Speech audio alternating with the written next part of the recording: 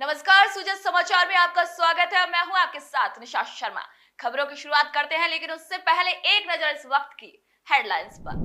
मुख्यमंत्री श्री भजनलाल शर्मा ने केंद्रीय रेल मंत्री श्री अश्विनी वैष्णव को दी जन्मदिन की शुभकामनाएं। राजस्थान में सहकारिता और सुरक्षा को मिली नई रफ्तार। जयपुर में गृह मंत्री श्री अमित शाह ने किए कई बड़े ऐलान। राजस्थान में किसानों की आय बढ़ाने को लेकर मुख्यमंत्री श्री भजनलाल शर्मा की अगुवाई में सहकारिता विभाग की योजनाएं दे रही हैं बेहतर परिणाम। आइए अब खबरों पर बात कर लेते हैं विस्तार से।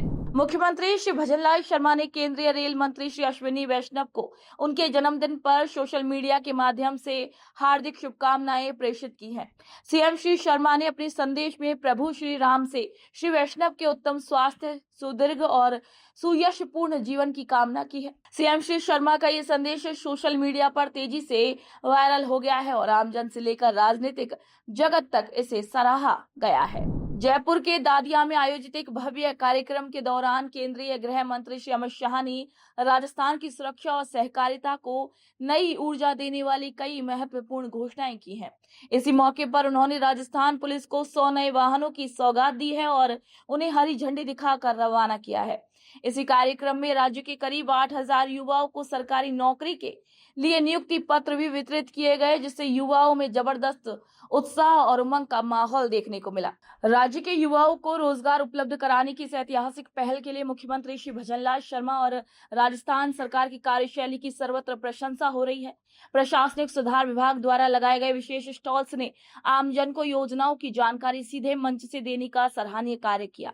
कार्यक्रम के दौरान केंद्रीय गृह मंत्री श्री अमित शाह ने वर्चुअली 500 मीट्रिक टन भंडारण क्षमता वाले 24 अनाज गोदामों और 64 मिलेट्स केंद्रों का उद्घाटन किया।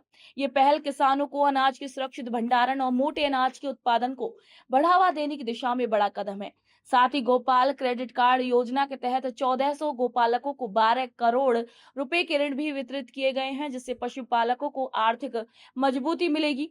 श्री शाह ने अपने संबोधन में कहा कि सहकारिता भारत के विकास की रीढ़ है और अब ये युग सहकारिता का होगा। प्रधानमंत्री श्री नरेंद्र मोदी के नेतृत्व में गठित सहकारिता मंत्रालय के जरिए अब तक लगभग 40,000 नई प्राथमिक कृषि सहकारी समितियों का गठन हो चुका है। मुख्यमंत्री श्री भजनलाल शर्मा के नेतृत्व में प्रदेश सरकार लगातार किसानों की आय बढ़ाने के लिए ठोस और सकारात्मक कदम उठा रही है। राज्य में सहकारिता विभाग की ओर से किसानों को ध्यान में रखते हुए कई जन कल्याणकारी योजनाएं चलाई जा रही हैं, जिनका मकसद किसानों को वित्तीय रूप से सक्षम बनाना और कृषि क्षेत्र को आधुनिक तकनीक से जोड़ना है। राजस्थान में किसानों की भलाई के लिए राज्य सरकार लगातार अहम कदम उठा रही है। इन योजनाओं के अंतर्गत किसानों को उर्वरक, बीज और कीटनाशकों की खरीद के लिए ऋण उपलब्ध कराया जा रहा है। साथ ही पशुपालन के क्षेत्र में डेयरी, भैंस और कृषि उपकरणों की खरीद के लिए भी वित्तीय सहायता दी जा रही है। सहकारिता विभाग द्वारा न्यूनतम समर्थन मूल्य पर किसानों की उपज की खरीदी से किसानों को अब उनकी फसल का उचित मूल्य मिल रहा है और बाजार की अनिश्चितताओं से उन्हें राहत मिली है। मुख्यमंत्री श्री भजनलाल शर्मा की दूरदर्शी सोच और मजबूत नेतृत्व के कारण ये योजनाएं अब जमीनी स्तर तक प्रभावी ढंग से पहुंच रही हैं। जोधपुर के किसानों ने भी खुले तौर पर सरकार की नीतियों की सराहना की है। खाद और बीज पंचायत स्तर तक इनको पहुंचाया जा रहा है और ग्राम सेवकों द्वारा समय समय पर किसानों को फोन कर इसकी जानकारी भी दी जा रही है। वहीं पशुपालन से जुड़े ऋण भी अब सरल और सुलभ बना दिए गए हैं, जिससे अधिक किसान लाभ उठा पा रहे हैं। मुख्यमंत्री श्री भजनलाल शर्मा के प्रयासों से राजस्थान की कृषि व्यवस्था सशक्त बन रही है और राज्य आत्मनिर्भरता की दिशा में आगे बढ़ रहा है। तो आज के सुजस समाचार बुलेटिन में इतना ही। फिर आप सभी से मुलाकात होगी नई खबर, नई जानकारियों के साथ। तो तब तक के लिए मुझे दीजिए इजाजत। नमस्कार।